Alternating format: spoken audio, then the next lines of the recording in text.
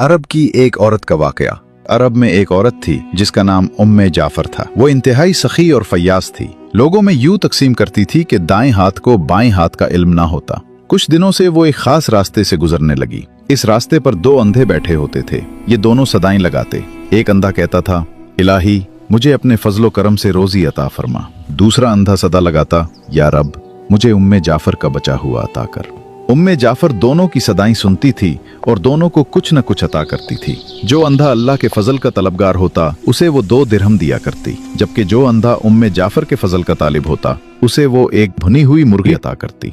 दिलचस्प बात यह थी कि जिसे भुनी हुई मुर्गी मिलती वो अपनी मुर्गी दूसरे अंधे को 2 दिरहम में बेच देता। ये सिलसिला कई दिनों तक चलता रहा। एक दिन उम्मे जाफर उस अंधे के पास आई जो उससे कहा करता था, या रब मुझे उम्मे जाफर का बचा हुआ अता कर। उम्मे जाफर ने उससे पूछा, क्या तुम्हें 100 दिनार मिले हैं? अंधा हैरान हो गया और बोला, नहीं, मुझे तो सिर्फ एक भुनी हुई मुर्गी मिलती थी जिसे मैं 2 दिरहम में बेच देता था।